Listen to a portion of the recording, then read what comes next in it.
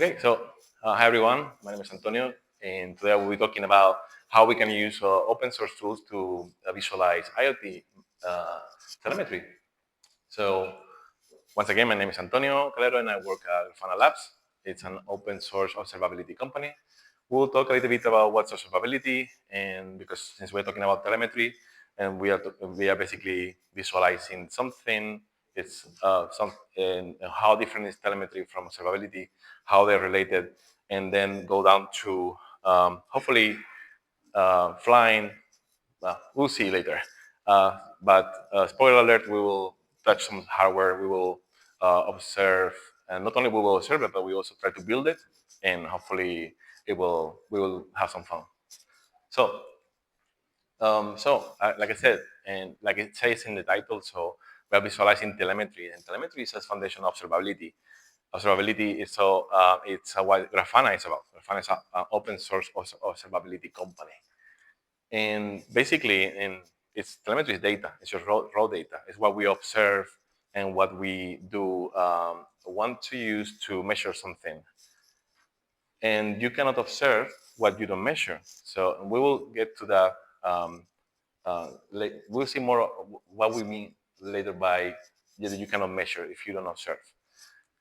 Again, what's observability? We will use an example that I like a lot. When talking about observability, what comes to mind, at least for me, is a telescope looking, up to the sky. We are observing things. So observability for me, the word observe, it's for me like looking at something that you cannot touch, something that maybe is complex, something that somehow it's related to each other, some system. We don't need to talk about only software. We can also apply the same concept to astronomy. In short, is the ability to understand a system's internal state from its output. So if you look at what is happening, you will maybe understand what's happening inside that system. In this case, we're talking about astronomy, so that would be an example of how it was done for many, many years ago, just by observing and applying some instruments like telescopes. So again, I'm talking about observability because we are visualizing something, we are observing something, and how is important to what we are talking about today. Because it's understanding, because if you observe something, or at least the foundation of observability is that you want to answer to the question that what is happening. So different signals in observability are logs, traces, and metrics. At least when talking about software, this is what the usual signals that you go to. So to keep it also on topic, if you were using a spectrometer, if you were still in the world of astronomy, your telescope will log something like a sudden spike in brightness. That is registered. That's a log. And if we're talking about software, so maybe it's just an error that is being captured by application. And when, for example, paying for something online. Then we have traces. And this is one that I personally like because it's like breadcrumbs. And in both, so if you look at the sample in astronomy, we are reconstructing the path that the light took to reach the telescope. You see that from the sun till your position, there is a lot of things that can influence the transit of the light.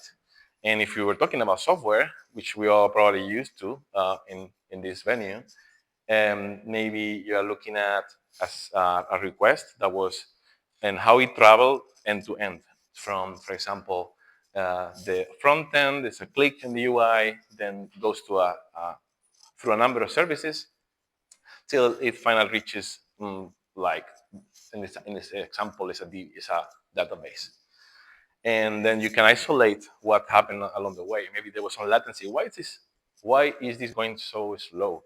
So okay, so I can look in traces. I can go to the span through the ID. Maybe the ID is a common thing along the journey of the request, and you can say, okay, so here is a problem. We need to have a look at the service B, let's say. And finally, metrics. Metrics is just a quantitative. This is just the number, let's say. If you look at metrics, you're looking at numbers. And in this example, you something 10,000 times, we got a spike in luminosity. So we're talking about the number. The number is the protagonist here. And if we were talking about software, so maybe this is 5 seconds of an API response delay. So in Grafana, like I said, it's an open source observability tool. And we have, for each of these signals, we have a tool. So for logs, we have Loki. For traces, we have a Tempo. And for metrics, we have Mimir. And again, the answer to these questions: what is happening? Where is it happening? And is something happening? Under in Grafana itself, it's where you visualize the everything. It's like the main application. So a few examples of how you can how it looks like, or what it looks like. It's you have the classic graphs. No, this is nothing new. Like you can see that in many other applications. But then we can have more elaborate, more interesting visualizations like geomaps.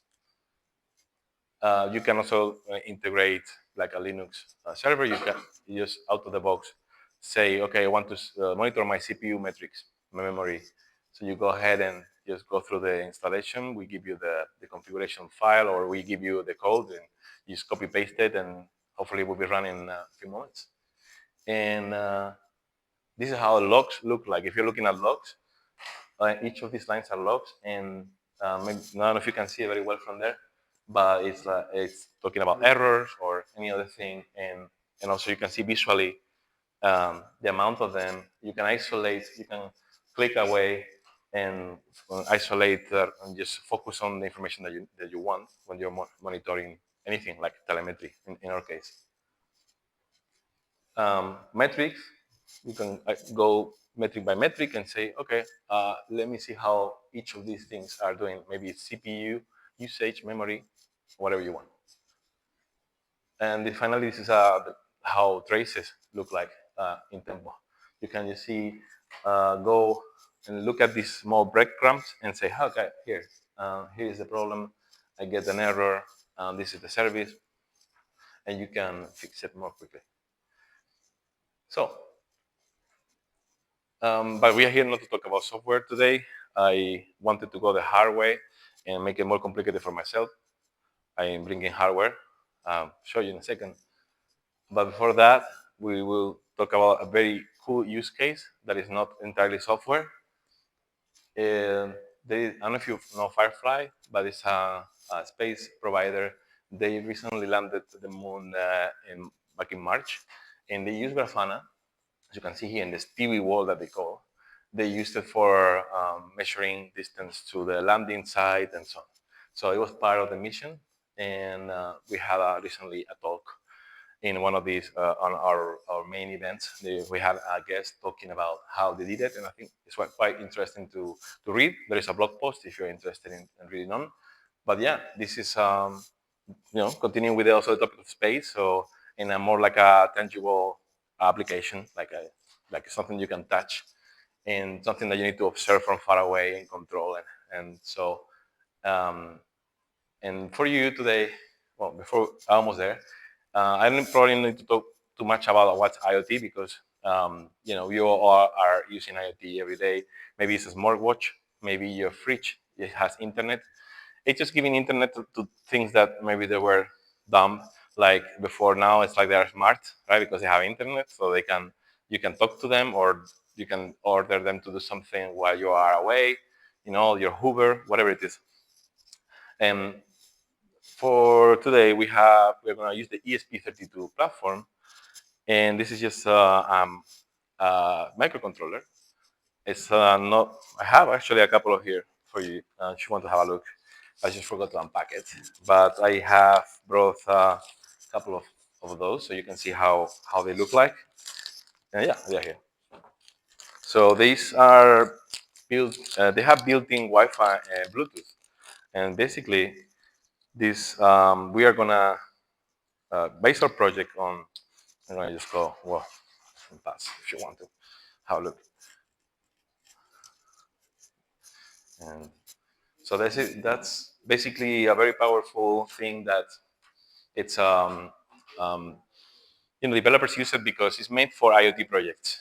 You it basically is designed so you can program a device, and you don't need a wire, because that's the cool thing about having a wireless, that you can just play. You don't need to really have all these kind of cables at home, and so this is a very powerful thing. And that thing, it sits on this thing here. What we're gonna do today, it's a drone that has an ESP32 microcontroller sitting on it.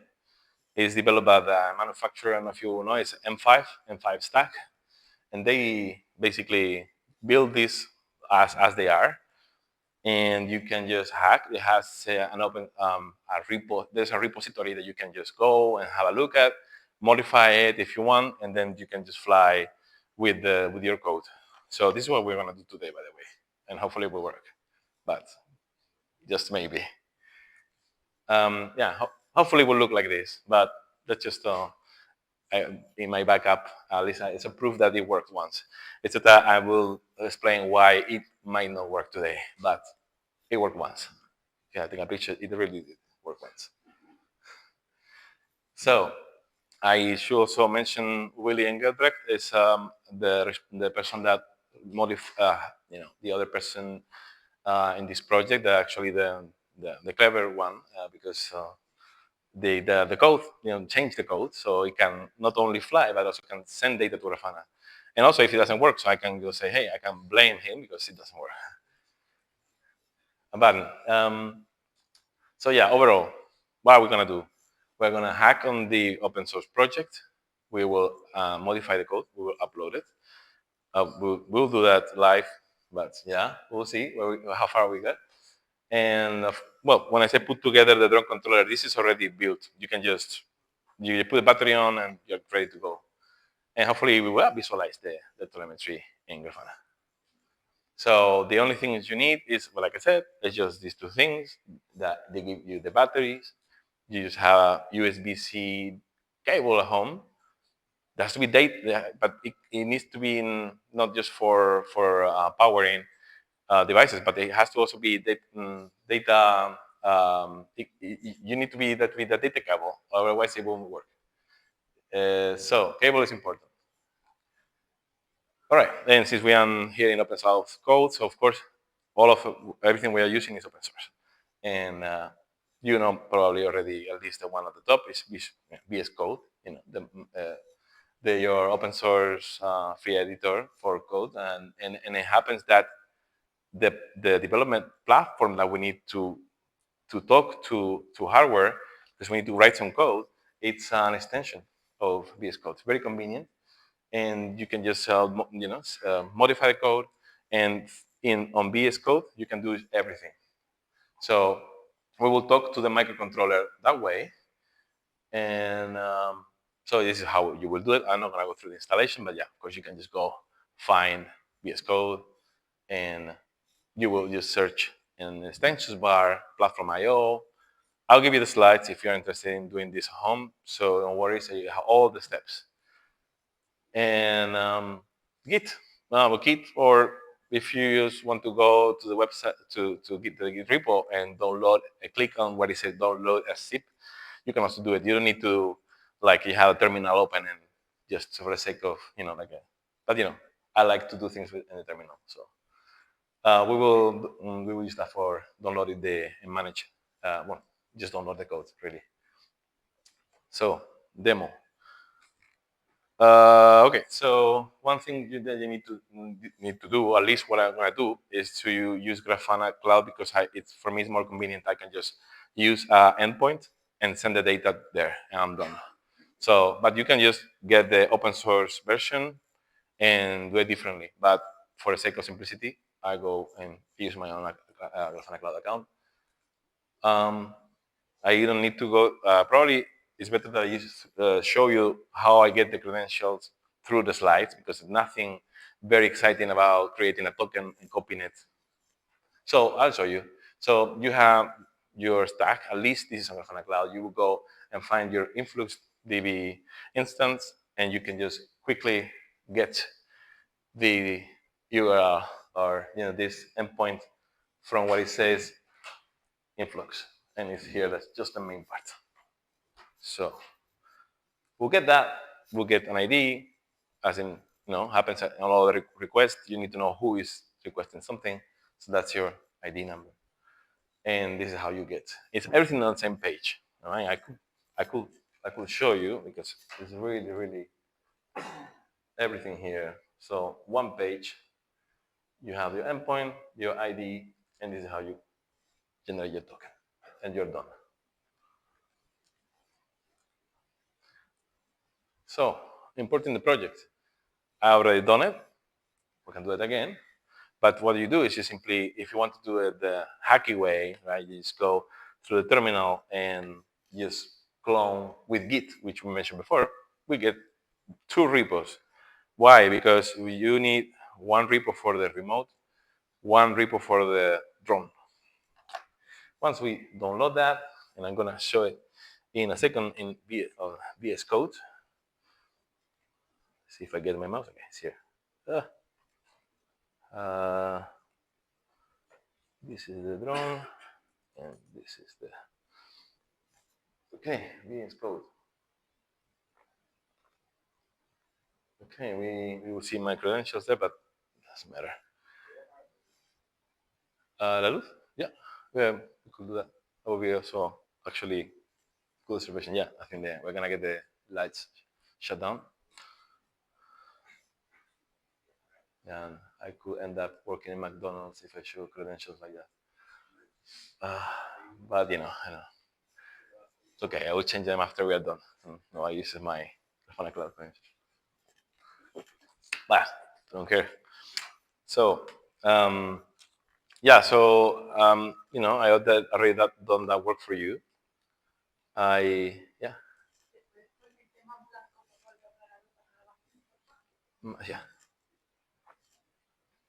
Uh, that's all.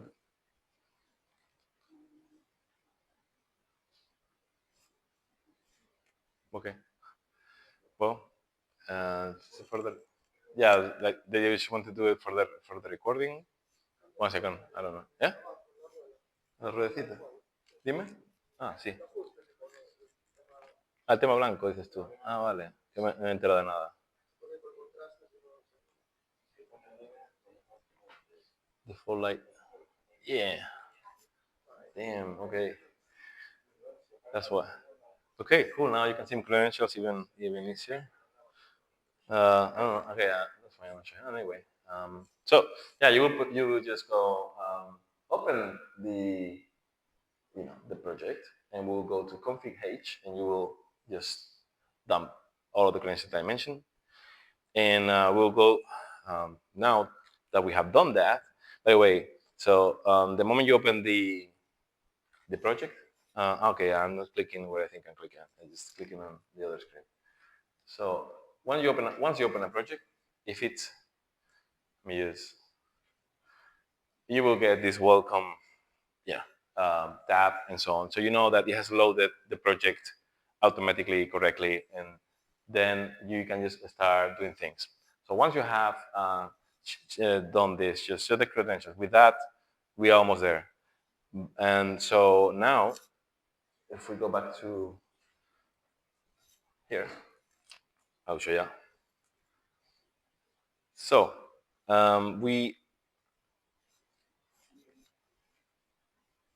important.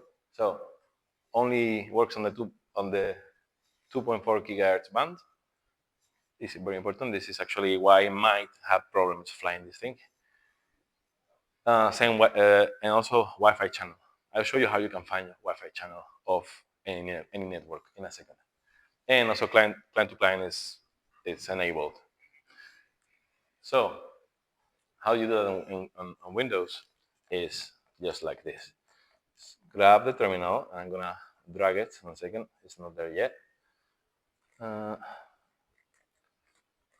Okay, Okay, I could just duplicate what I'm doing, so easy for me.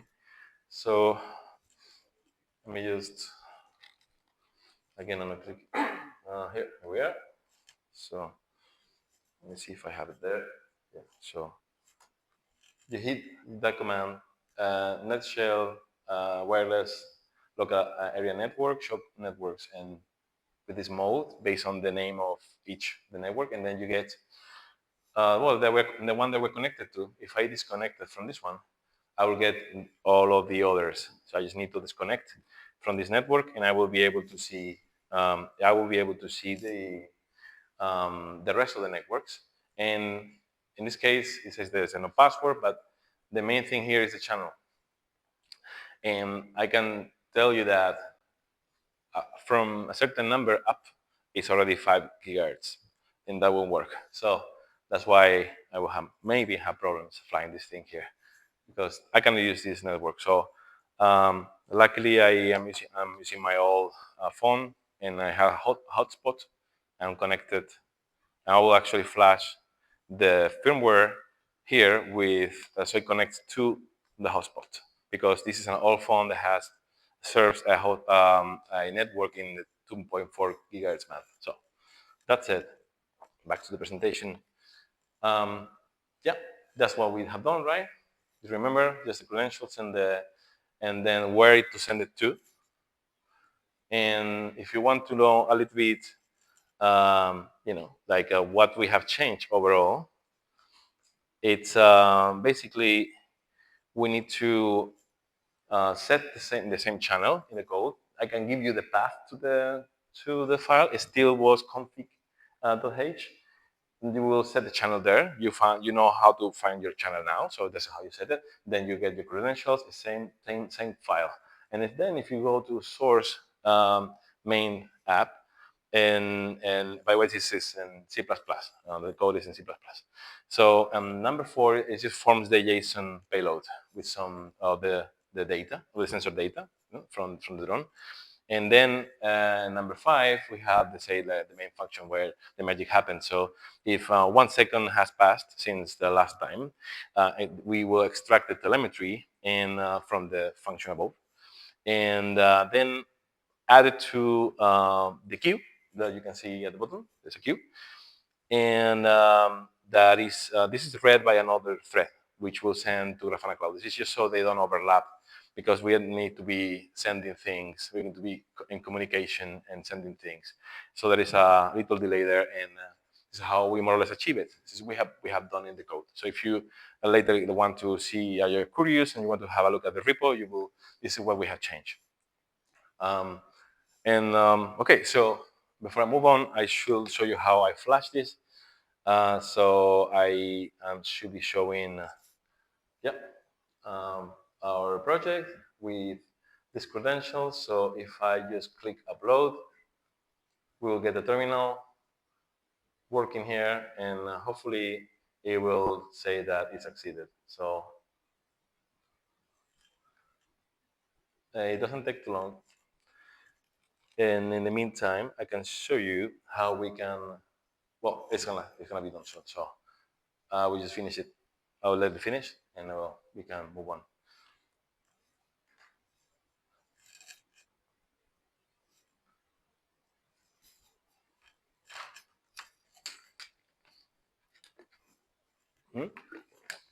Cool.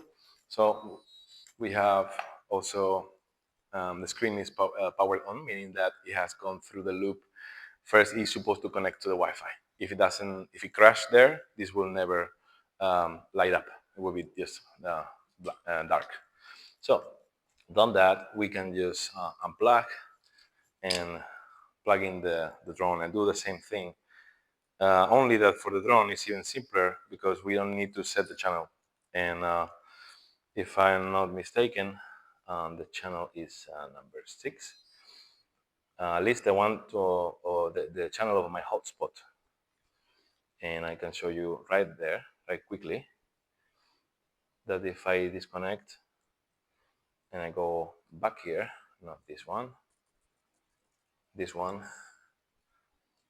I get this is my hotspot drone IP, and it's in the channel 6, which belongs to the 2.4 band. So, done that. Let me just reconnect quickly. Well, I don't really need to reconnect, but so we can move on. I'm gonna open the other project. Yeah, one moment. I'm gonna show it on screen. So I'm there, and I'm gonna use one step back and go to the other project, and I'm gonna close platform IO, or I'm gonna close the editor. 1 second, I just losing my cursor all the time. Closed, and now I can just say code, and we get the other project. And so we go to what is it to modify it.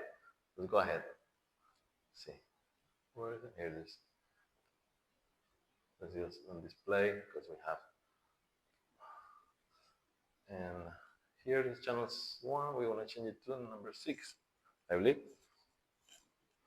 So save that, and just click upload. You get some error there. You can. I get that all the time. That doesn't do anything. And hopefully it will compile, will upload, and we can move on. So while it's doing that, I'm gonna go to the presentation and show you how it's assembled. So we were here, right? And now we only wanna change that. We just did. We are uploading. It's done. It's done some. It's done uploading. It's flashed, and what we did is just that.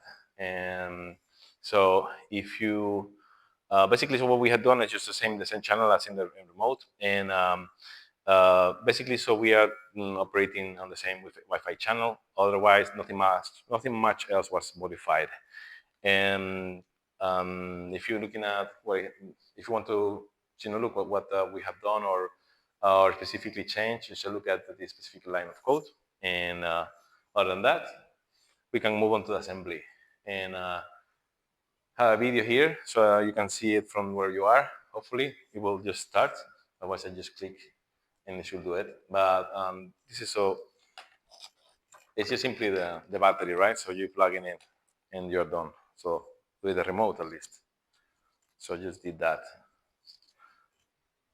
And take the drone, unplug it, and take that off the battery connector. And I'm not that quick, but that's how you do it. Then, after that, after we are done with that, we can, well, this is what I have done basically.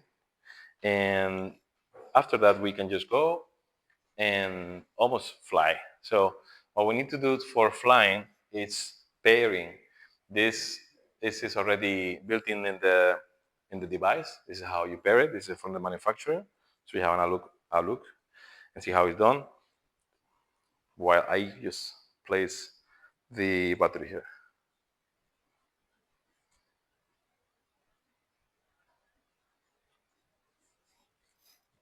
So basically, you press a screen and also the power button. And I'm gonna just do that. So press the screen at the same time you power on. Enter in pair mode, say pair. It will start beeping, and then I will just pair it by pressing another button. Hopefully, yeah, they paired. Okay, technically it's supposed to fly. But the problem is, I don't know if I will get any data to Grafana, but that's something that I can do much about it because of I don't have access here to the Ethernet. I'm working with what I have, so let's see what happens. So after that, we have done that. So we will go to Grafana and see how that looks like. So, all right. So this should be, as you can see, yeah, refreshing, right? That's 1 minute. So technically now, if I I should get some data populated here, but again, I don't know if it's gonna work. So I'm just gonna try to fly it, see if it flies. But can I get crazy? Hopefully. Oh, I get something. I get something. I get data. Okay. Well, it's gonna like this is usually the case when there's a lot of you could say Wi-Fi interference. It's a very delicate thing. It's not like something too serious, like one of those drones that fly and they're very stable. It cannot do that. But I can tell you that well, at least we're getting data, and and yeah, it's not gonna do much more than this, crashing all the time. But hey, for me, I'm just happy that I can see data. Or if we had a better network, and we will be able to see how in Grafana we see the telemetry in the different forms, and that actually I like a lot because it's more like intuitive. Okay, so I know the pitch angle, what it really means by looking at it. Look, okay, we even get data when we are not freely flying because it's already connected and sending data to Grafana Cloud just by moving it with the hand. So obviously not real time because of everything that I'm saying, but hey, it works. So uh, it's gonna clear. So that's it better now. He likes that. Oh, so that is basically that's basically everything that I have for you. I will just go back to the presentation just to see if I missed anything. Well, technically we did it. So now well, this is how you do it, and we can go to the Q&A if you have any questions. Thank you.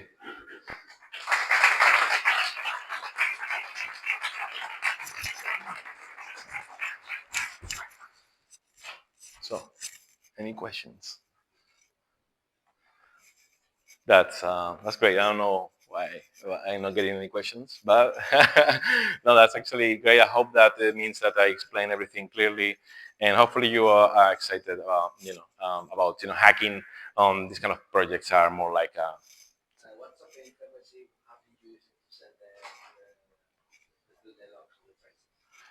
Sorry, can you repeat the question?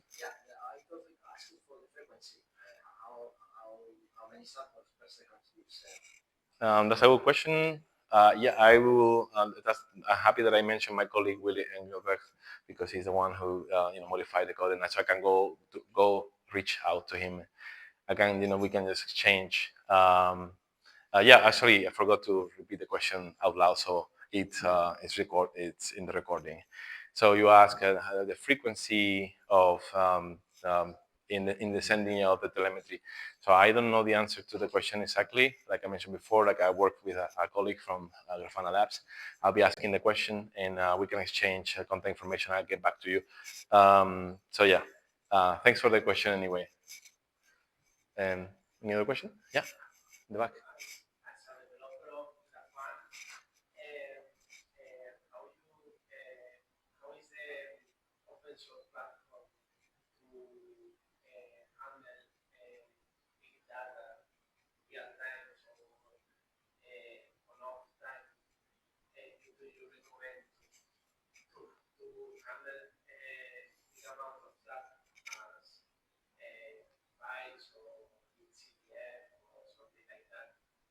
Right? But yeah, I guess it depends also on what kind of data and what kind of like are you gonna look into metrics or logs, and because like each of these tools work differently. So if you tell me, hey, I'm gonna see the logs of my application, so then we can go into more specifics. Like um, I'm not a developer. I'm a developer advocate, so I don't write the say.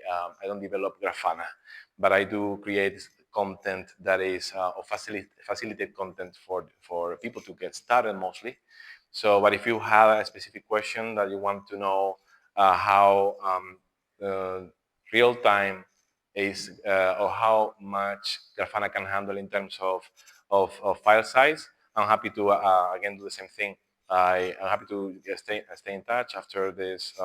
Once I'm done, we're happy to get someone to answer specific any questions that you want.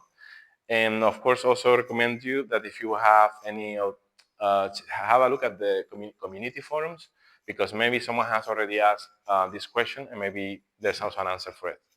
So, yeah, thank you. Thank you very much. Any other?